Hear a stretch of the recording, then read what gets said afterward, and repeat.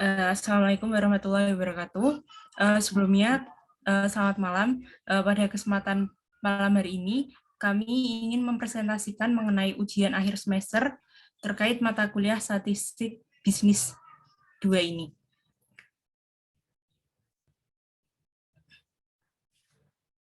Oke, sebelumnya di mana dalam pembahasan kali ini itu menggunakan produk dari Zuris Hijab.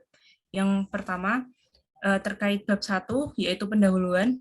1.1 latar belakang. Pada saat ini hijab menjadi mode yang cukup berkembang di masyarakat Indonesia, di mana menurut data Badan Pusat Statistik Indonesia, 87% dari masyarakat Indonesia adalah umat Islam.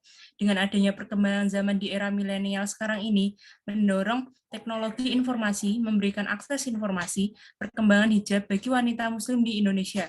Banyak wanita muslim mendapatkan inspirasi untuk menggunakan hijab melalui internet. Pemakaian hijab yang dulunya hanya untuk menutupi aurat, sekarang beralih menjadi tren fashion untuk tampil modis dan trendy, namun tetap dalam syariat Islam. Beralih menjadi tren fashion untuk tampil modis dan trendy, hal ini dibuktikan dengan berkembangnya gaya busana wanita berhijab yang semakin hari ini semakin bervariasi dan model hijabnya pun juga beragam. Jadi di sini Zuris Hijab merupakan bisnis di bidang fashion yang berfokus pada penjualan hijab harian lengkap dengan harga yang berdekap untuk perempuan remaja atau dewasa dengan segmentasi usia 18-30 tahun. Berkaitan dengan hal tersebut, maka Zuris Hijab akan menganalisis hasil dari kuesioner hijab dari produk Zuris Hijab menggunakan metode analisa regresi berganda atau multiple regression menggunakan SPSS. Selanjutnya, terkait rumusan masalah, ada 3 rumusan masalah di sini. Yang pertama, dengan ketentuan nilai confident level 95% pada hipotesa Zuris Hijab, bagaimana ANOVA-nya? Yang kedua, dengan ketentuan nilai confidence level 95% pada hipotesa Zuris Hijab, bagaimana uji T dan uji F-nya? Kemudian selanjutnya, dengan ketentuan nilai confidence level 95% pada hipotesa Zuris Hijab, bagaimana uji asumsi klasiknya dan berupa analisa normalitas data. Selanjutnya, terkait tujuan dari pemaparan rumusan masalah tadi, yang pertama untuk mengetahui ANOVA dari data Zuris Hijab dengan ketentuan nilai confidence level 95%. Kemudian yang kedua, untuk mencari tahu hasil dari uji T dan uji F berdasarkan data Zuris Hijab dengan ketentuan nilai confidence level 95%. Dan yang terakhir, untuk mengetahui hasil dari uji asumsi klasik berupa analisis normalitas dan berdasarkan data Zuris Hijab dengan ketentuan nilai confidence level 95%.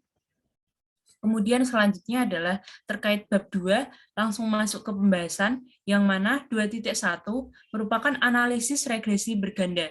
Variabel bisnis yang digunakan, X1 adalah variabel pelayanan dari Zuris Hijab, X2 adalah variabel persepsi harga Zuris Hijab, X3 merupakan variabel dari produk Zuris Hijab, dan yang variabel Y merupakan kepuasan pelanggan dari Zuris Hijab.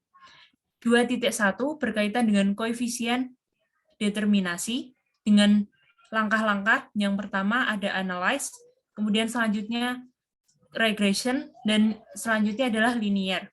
Dan selanjutnya untuk masukkan variabel X dan Y. Koefisien determinasi ini digunakan untuk mengetahui seberapa besar pengaruh dari variabel-variabel bebas memiliki pengaruh terhadap variabel terkaitnya.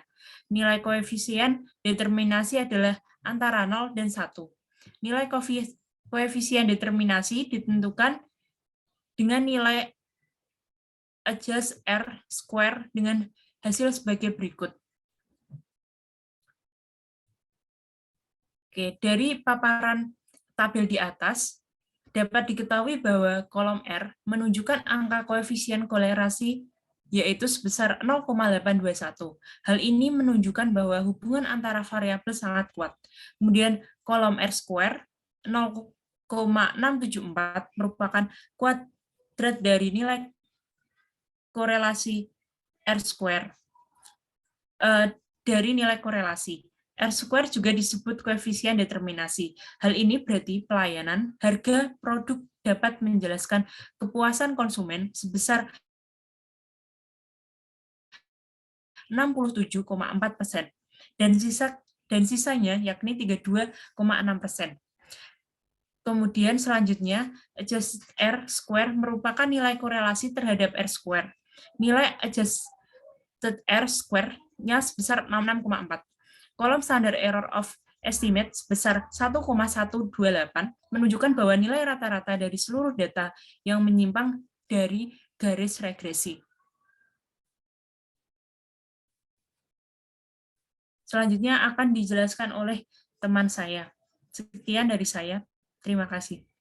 Oke, saya lanjutkan untuk 2.1.2 yaitu uji F, di mana uji F dilakukan untuk melihat pengaruh dari seluruh variabel bebas secara bersama-sama terhadap variabel terikat.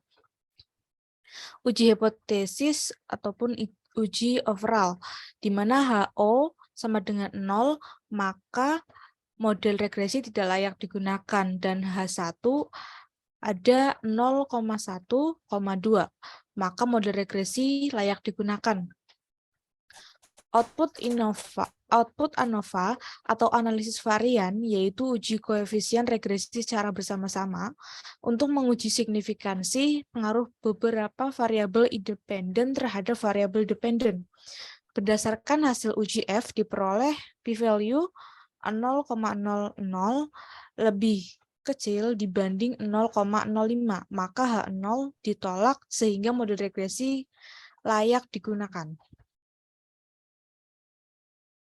Selanjutnya yaitu 2.1.3, uji T, di mana uji T dilakukan untuk mengetahui apakah secara individu variabel X1 atau pelayanan dan harga X2 dan produk X3 berpengaruh terhadap kepuasan pelanggan. Seperti pada tabel di atas sudah dijelaskan, dan di bawahnya adalah hasil presentasinya. Hasil uji T pada konstanta diperoleh p-value 0,842 lebih besar dibanding 0,05, maka H0 diterima, sehingga dapat disimpulkan konstanta tidak signifikan pada model. Selanjutnya, berdasarkan hasil uji T pada koefisien pelayanan diperoleh p-value 0,093 lebih kecil dibanding 0,05. Maka H0 ditolak sehingga dapat disimpulkan pelayanan Zurich hijab berpengaruh terhadap kepuasan pelanggan. Berdasarkan hasil uji T pada koefisien harga diperoleh p-value 0,181 lebih besar dibanding 0,05, maka H0 diterima sehingga dapat disimpulkan harga Zurich hijab tidak berpengaruh terhadap kepuasan pelanggan. Yang terakhir yaitu berdasarkan hasil uji T pada koefisien produk diperoleh p-value 0,000 lebih kecil dibanding 0,05, maka H0 ditolak sehingga dapat disimpulkan produk Zurich hijab berpengaruh terhadap kepuasan pelanggan.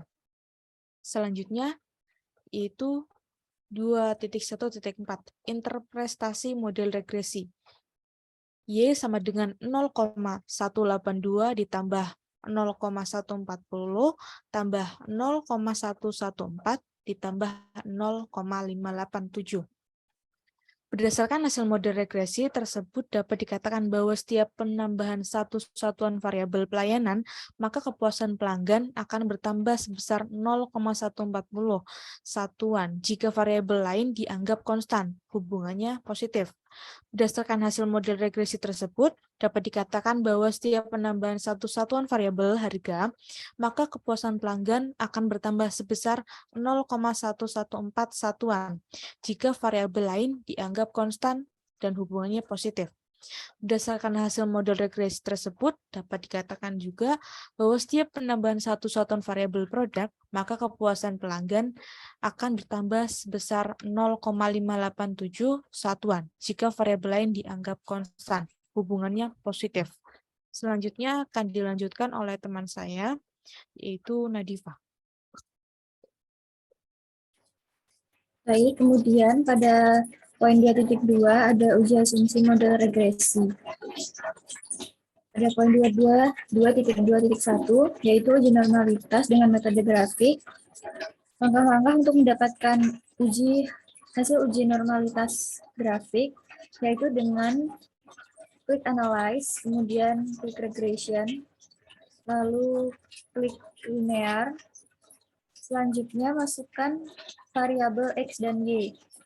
Kemudian klik tombol plots, lalu beri tanda centang pada normal probability plot, lalu klik continue, kemudian OK. Seperti ini.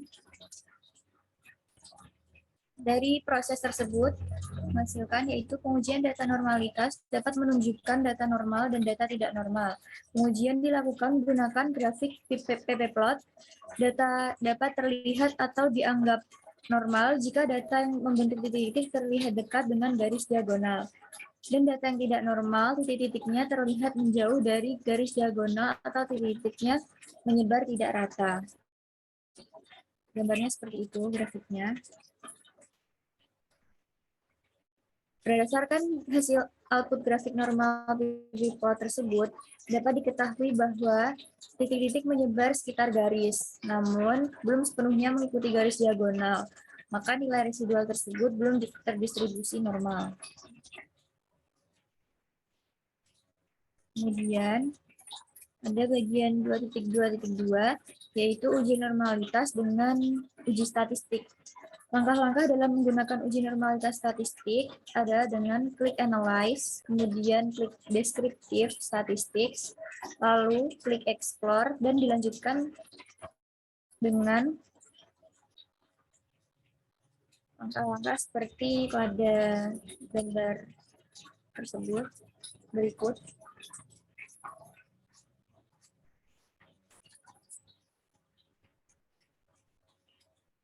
Dari proses yang sudah dilakukan menggunakan SPSS, menghasilkan tabel seperti berikut. Nah, dari uji normalitas menggunakan metode uji statistik, penjelasannya adalah uji normalitas menggunakan kriteria pengujian yaitu signifikansi lebih dari 0,05, maka data berdistribusi normal. Kemudian signifikansi kurang dari 0,05, maka data tidak terdistribusi secara normal.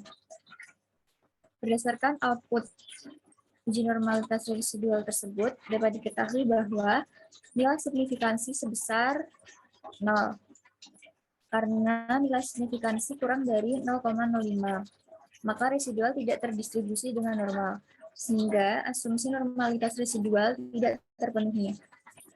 Baik, kemudian selanjutnya pada bagian autokorelasi dan rumus kedastisitas akan dijelaskan oleh Anissa Yuliana. Baik, saya akan melanjutkan untuk uji autokorelasi, analisis regresi SPSS, autokorelasi, dan multikolinearitas menggunakan langkah-langkah berikut. Analyze, regression, linear, lalu masukkan variabel independen dan dependennya, yaitu variabel independen itu X1, X2, dan X3, sedangkan dependennya adalah Y. Lalu bagian statistik itu di checklist, estimate, Durbin-Watson, model fit, descriptive, dan collinearity diagnosis. Lalu bagian plot, checklist normal probability plot. Bagian save, checklist understanded di kolom residual.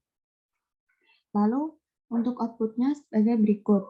Nilai DU dan DL dapat diperoleh dari tabel statistik Durbin-Watson dengan N100 dan K3.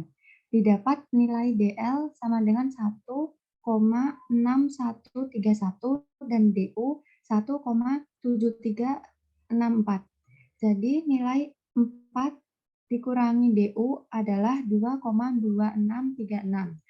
Berdasarkan output dapat diketahui nilai Durbin-Watson sebesar 2,233. Karena nilai DW terletak antara DU dan 4 min DU, maka hasilnya tidak ada autokorelasi atau lolos uji autokorelasi.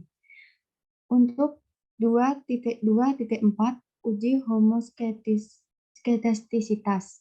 Analisis regression, SPSS, homoskedastisitas, dan heteroskedastisitas sebagai berikut langkah-langkahnya. Pertama, tulis nama target variabel dengan nama bebas. Ketik ABS pada numeric expression dan masukkan variabel unstandardized. Lalu bagian analyze, terus regression, linear, dan masukkan variabel independen dan dependennya, yaitu variabel ABS regression. Selanjutnya, untuk output, diperoleh nilai signifikansi konstan 0,024, berarti di bawah 0,05. Untuk X1, variabel pelayanan hasilnya 0,741, berada di atas 0,05.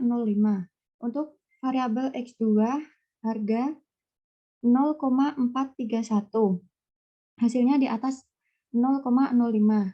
Untuk X3, variabel produk, hasilnya 0,695, berada di atas 0,05. Maka dari itu, model regresi dari data tersebut belum lolos uji homoskedasitas, karena tidak semua nilai signifikansinya melebihi 0,05, hanya variabel X1, X2, dan X3. Terima kasih. Oke, untuk selanjutnya uji heterokedastisitas. Di sini kita bisa lihat hasil signifikansi dari konstannya itu 0,024, total dari X1 itu signifikansinya 0,741, total dari X2 signifikansinya 0,431, dan total untuk X3 total signifikansinya 0,695. Dari hasil output dapat diketahui bahwa nilai signifikansi ketiga variabel independen lebih dari 0,05. Dengan demikian dapat disimpulkan bahwa tidak terjadi masalah heteroskedastisitas pada model regresi, sehingga asumsi heteroskedastisitas terpenuhi. Selanjutnya, uji multikolinearitas. Pada uji multikolinearitas ini kita nyari nilai VIF dan grafik ppplot secara visual. Caranya untuk cari multikolinearitas ini kita klik analyze, terus regression, linear, masukkan variabel independen yaitu Y, dan variabel dependennya Y, variabel independennya X1, X2, dan X3. Terus kita klik statistik, checklist estimate, Durbin-Watson, model fit, descriptive, collinearity diagnostic, terus klik continue. Terus bagian plot, kita klik checklist yang normal probability plot. Terus di bagian save, kita klik unstandardized residual, di bagian kolom residual. Uji multikolinearitas ini dilakukan untuk memastikan apakah di dalam sebuah model regresi ada interkorelasi atau kolinearitas antar variabel bebas. Interkolinearitas ini adalah hubungan yang linear atau hubungan yang kuat antara satu variabel bebas atau satu variabel prediktor dengan variabel prediktor lainnya dalam sebuah model regresi. Model regresi yang baik seharusnya tidak terjadi korelasi antar variabel independen yang terpilih yang tidak dijelaskan oleh variabel independen lainnya. Jika nilai tolerans yang rendah sama dengan nilai VIF yang tinggi. Nilai yang umum dipakai untuk menunjukkan adanya multikolinearitas adalah nilai tolerans kurang dari 0,10 atau sama dengan nilai VIF lebih dari 10. Di sini kita mendapat hasil total X1 memiliki nilai VIF 1,747, total X2 memiliki nilai VIF 1,519, terus total X3 memiliki nilai VIF 1,651. Dari output dapat dilihat bahwa nilai tolerans kedua variabel lebih dari 0,100 dan VIF kurang dari 10. Maka dapat disimpulkan bahwa tidak terjadi multikolinearitas antar variabel bebas, yaitu asumsi terpenuhi dan lolos uji multikolenialitas. Selanjutnya untuk kesimpulannya akan disampaikan oleh Nini.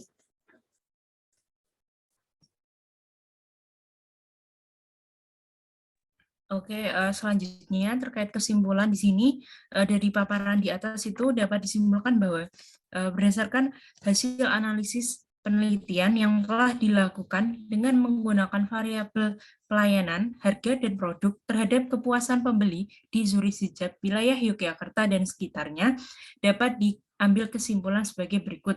Yang pertama, terkait hasil analisis pengujian menunjukkan bahwa pelayanan X1 memiliki pengaruh yang baik terhadap kepuasan pembeli. Hal ini menunjukkan bahwa penerapan pelayanan yang sesuai akan meningkatkan dalam perasaan puas ketika menggunakan produk dari Zurich Sijab. Kualitas pelayanan merupakan tingkat keunggulan yang diharapkan dan pengendalian atas tingkat keunggulan tersebut untuk memenuhi keinginan konsumen. Apabila jasa atau pelayanan yang diterima atau dirasakan sesuai dengan yang diharapkan, maka kualitas jasa atau pelayanan yang dipersiapkan baik dan memuaskan. Jika jasa atau pelayanan yang diterima melampaui harapan konsumen, maka kualitas jasa atau pelayanan yang dipersepsikan sebagai kualitas yang ideal. Sebaliknya, jika jasa atau pelayanan yang diterima lebih rendah daripada yang diharapkan, maka kualitas jasa atau pelayanan dipersepsikan buruk. Menurut Ciptono 2009. Kemudian selanjutnya, hasil analisis pengujian menunjukkan bahwa harga X2 memiliki pengaruh yang baik terhadap kepuasan pembeli. Hal ini menunjukkan bahwa penerapan harga persepsi yang baik akan meningkatkan konsumen dan merasa puas ketika menggunakan produk dari Zurich Sijab. Harga adalah jumlah uang yang harus dibayarkan konsumen untuk memperoleh produk. Harga merupakan satu-satunya unsur bauran pemasaran yang memberikan pemasukan atau pendapatan bagi perusahaan. Sementara ketiga unsur lainnya merupakan produk, distribusi, dan juga promosi, menyebabkan timbulnya biaya atau pengeluaran. Menurut Kotler dan Armstrong 2008. Selanjutnya, hasil analisis pengujian menunjukkan bahwa produk yang merupakan X3 memiliki pengaruh yang baik terhadap kepuasan pembeli. Hal ini menunjukkan bahwa penerapan produk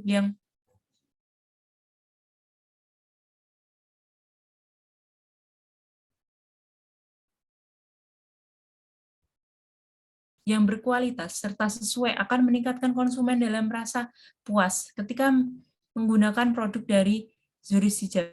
Selanjutnya, terkait produk merupakan sesuatu yang bisa ditawarkan berupa barang atau jasa yang dapat memenuhi dan memuaskan kebutuhan konsumen. Adapun yang dimaksud dengan kualitas dari produk adalah keseluruhan ciri dari suatu produk yang berpengaruh pada kemampuan untuk memuaskan kebutuhan konsumen. Menurut Kotler 2009.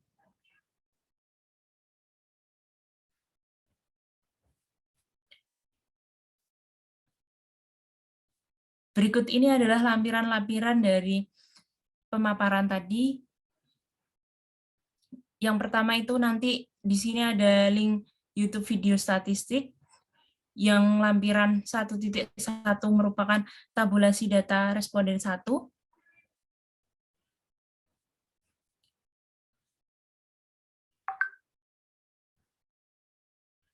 Dan tabel selanjutnya ada Darbin Watson.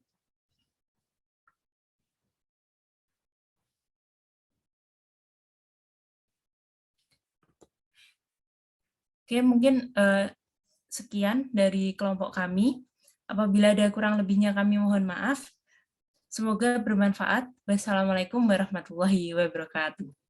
Waalaikumsalam warahmatullahi wabarakatuh.